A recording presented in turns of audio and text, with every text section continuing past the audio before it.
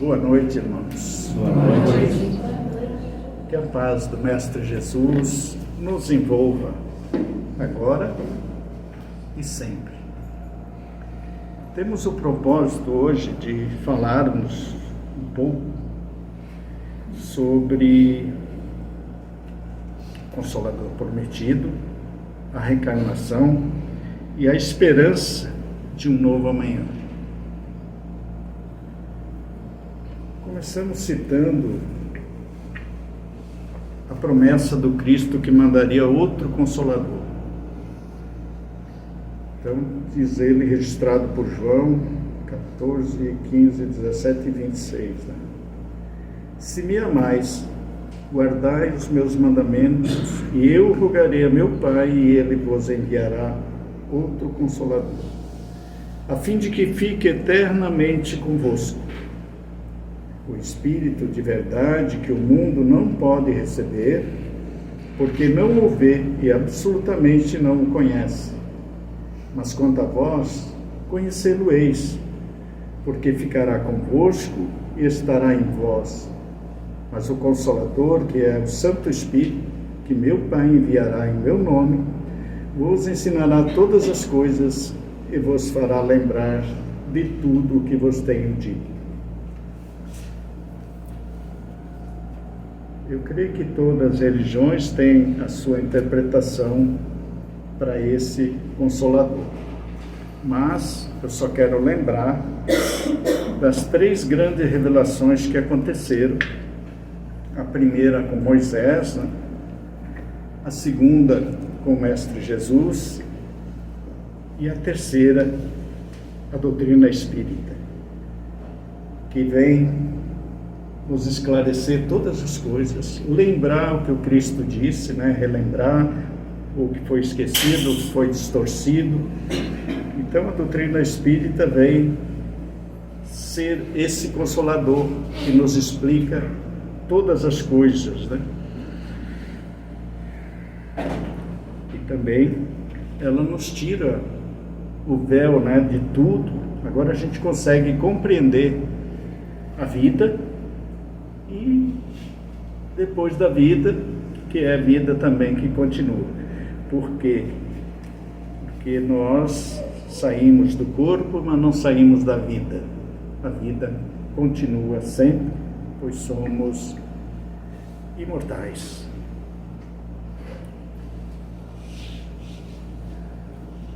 A reencarnação na doutrina espírita é o processo pelo qual nossas almas retornam à vida física. Então, está na palavra mesmo, né? Reencarnar ou voltar à carne. E muitas religiões têm esse entendimento também, já muito antiga, né? Os hindus e outros, desse retorno à vida física, ao corpo físico. Mas a reencarnação não acontece ao acaso. Porque quando desencarnamos, inclusive essa também, a doutrina matou a morte, porque ela não existe em si. Existe do corpo físico, mas nós não somos o nosso corpo físico. Nós somos ser inteligente, né, que pensa, que age. Então, quando desencarnamos, voltamos ao plano espiritual, nos deparamos com a verdade de nossos atos e muitas vezes nos envergonhamos, nos culpamos e entramos num processo de sofrimento no plano espiritual pela culpa, né? Só que a culpa só paralisa, né? Não nos deixa ir à frente. E aí quando se cansa de sofrer, aí começa a pedir ajuda, né, em busca de socorro, e aí normalmente, né, nesses momentos já recebe o auxílio do alto, em que ampara, assiste, trata para voltar ao equilíbrio, a compreender a nova realidade, né, o que fazer daí para frente, como ser útil e como se preparar para reencarnar também. O tempo de uma reencarnação é diferente para cada um. É questão de mérito, é de questão de evolução, de como pensa, como age, como faz da vida. Então, normalmente demora um pouquinho, né? Teve alguns relatos que média, né, seria 150 anos, em média. Então, mas para cada um é diferente, né? Então não dá para balizar isso, né?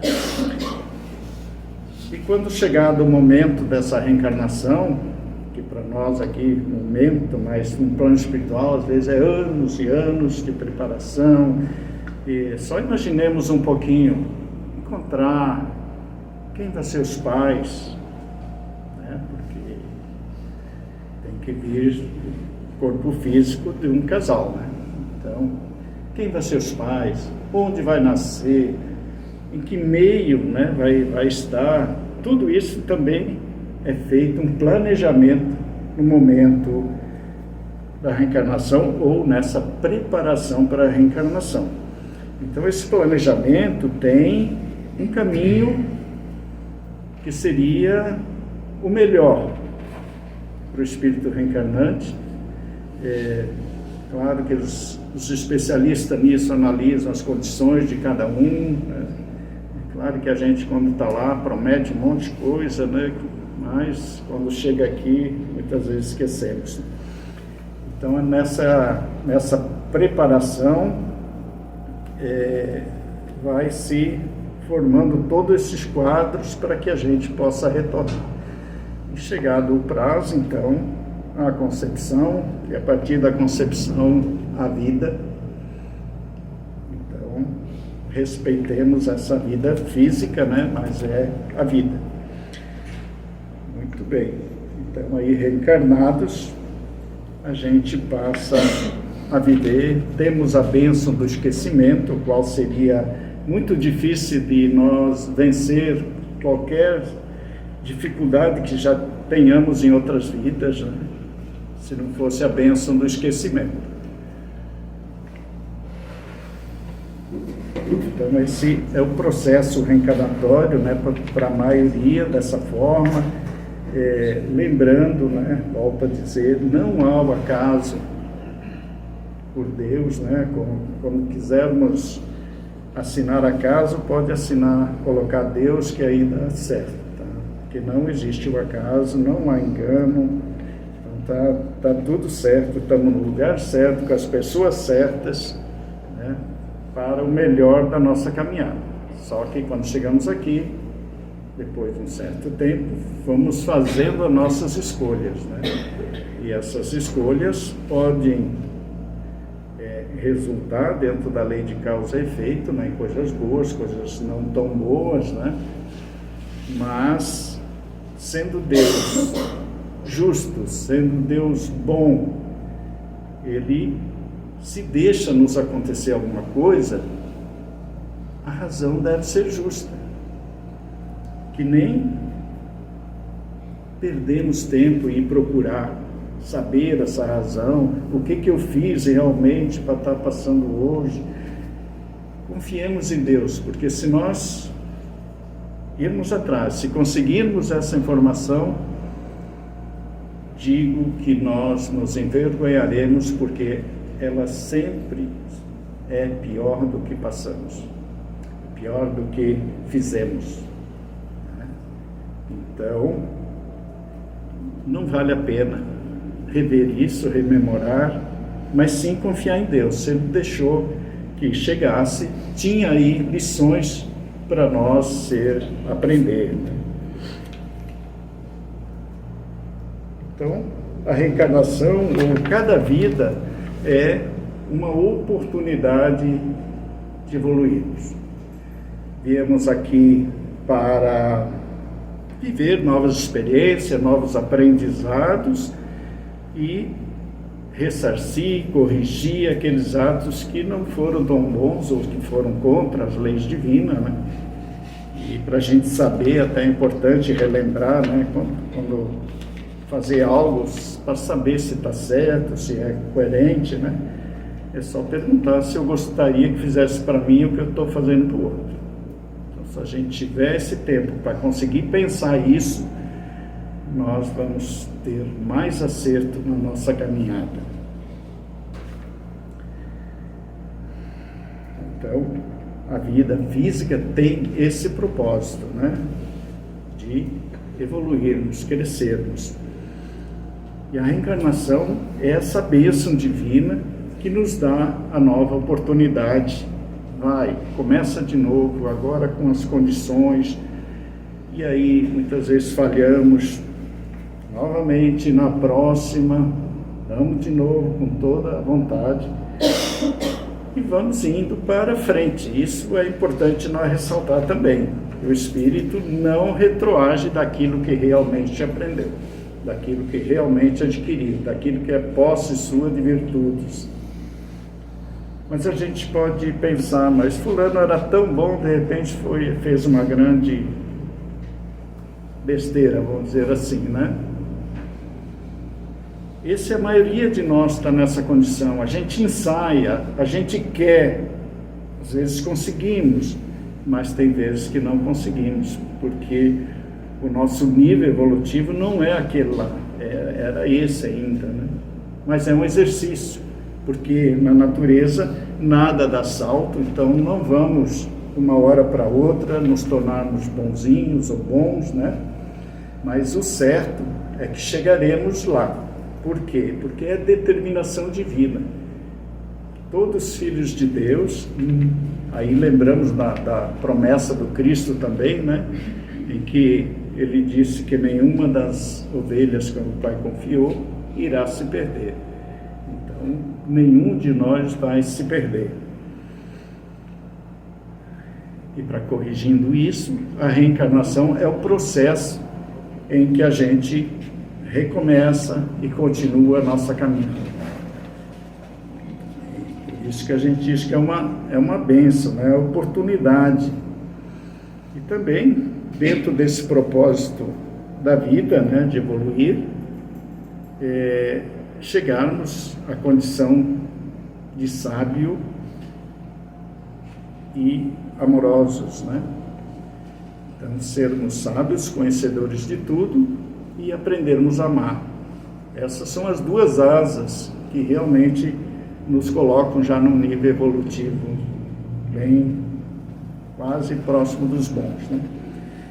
Mas é a caminhada de cada um de nós, e todos vão ter tantas oportunidades quantas forem necessárias para chegar a essa condição de espíritos felizes, ou elevados, ou bons, o nome que queiramos dar, mas é isso que entendo por salvação.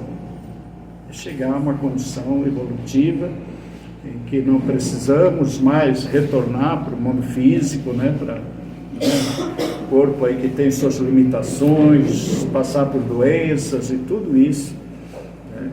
Então, chegando a essa condição, não precisaremos mais retornar. E como enfrentar, então, as dificuldades com a perspectiva da reencarnação? Então, lembrando que cada desafio da vida é uma lição que temos a aprender. Porque, volto a dizer, Deus é bom, justo e não castiga ninguém.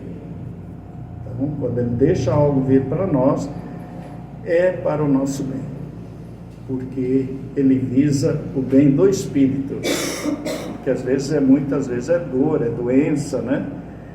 Ele não tem essa preocupação com o corpo, mas sim com o espírito, para o melhor para o espírito, para que ele consiga crescer, evoluir, adquirir virtudes, né? E caminhando sempre para frente, até chegar a essa condição de bom. E aqui é a lei de causa e efeito que a gente fala, né? Essa que retorna para nós. Mas lembremos de uma coisa, a lei de causa e efeito, ela funciona, ela é perfeita. Então, volto a dizer, quando algo retorna para nós, vem mais diminuído. Por quê? Porque todos os nossos atos bons, a lei divina computa, diminui para que a nossa conta, entre aspas, não fique tão grande, né? Então, o que passamos, volto a dizer, é sempre menos do que fizemos. Razão porque nesse meio fizemos algo bom, né?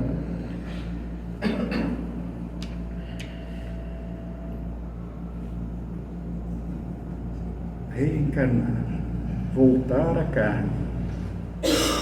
Vejam que maravilha o Pai nos dando oportunidade de refazer, de recomeçar, de reparar, de recompensar aqueles que prejudicamos de alguma forma. E aqui, pegando um exemplo bem grave, né? Tirei a vida de alguém. Tiramos a vida do corpo físico. Como que eu vou ressarcir? Como que eu vou devolver esse corpo? Na próxima reencarnação, ou lá adiante, em outra, mas vai chegar o dia que a misericórdia divina vai nos dar essa possibilidade de devolvermos o corpo, né, recebendo como filhos, e aí nós estaremos nos ressarcindo daquele ato que foi infeliz, porque já desde Moisés, o 5º mandamento dizia não matar. Então não temos o direito de matar, nem ao outro e nem a nós mesmos. Tá? Podemos, mas terá consequências, porque a lei divina não falha, não erra, não se engana. E aí agora, dentro dessa perspectiva da reencarnação, das novas oportunidades, como encarar os desafios então? Com serenidade, com tranquilidade, com essa confiança em Deus, mesmo sem saber a causa, e tentar sempre diminuí-lo ao nosso entendimento, não aumentá-lo, que a gente tem essa tendência de aumentar. É tão notório isso que às vezes um problema para uma pessoa, o mesmo problema, para um tem uma dimensão enorme, e para o outro encara como natural, acontece, faz parte, a gente se engana, a gente erra, né? É uma luta grande nossa nesse sentido de enfrentarmos o desafio, mas com fé, porque vai passar. E muitas vezes, né, de tirar o corpo físico, né, está querendo uma solução temporária, que normalmente para fugir de uma dor tal, mas não tem mais volta. Então é algo temporário para uma ação definitiva, né? Então, se nós lembrarmos que tudo passa, que tudo tem o seu tempo, que tudo tem uma lição para ser aprendida. No campo da doença, por exemplo, um copo d'água vai curar. Quando chegar um momento que não vai ficar sofrendo, porque mas se chegou o momento final daquela causa que originou o mal hoje, vai cessar. Porque, volto a dizer, Deus não castiga ninguém, até digo que Ele não perdoa, que é algo que sempre foi pregado, mas eu entendo que o perdão de Deus é justamente, assim, no mais alto grau, a reencarnação. Vai, começa, refaz, conserta. Então, é uma bênção do Pai a reencarnação. Assim, para nós refletirmos, então,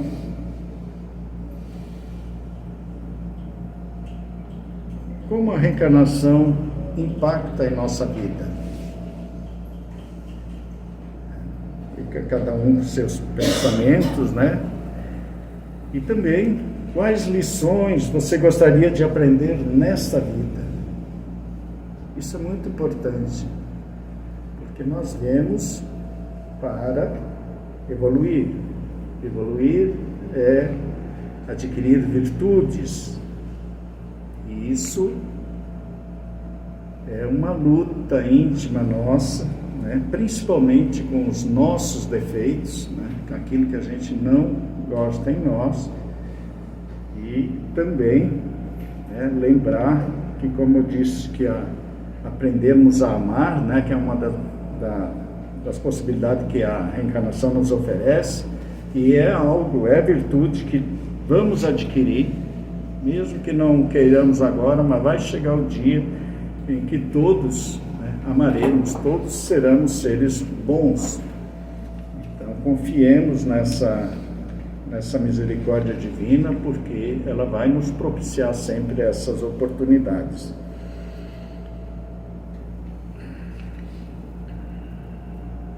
Muito bem.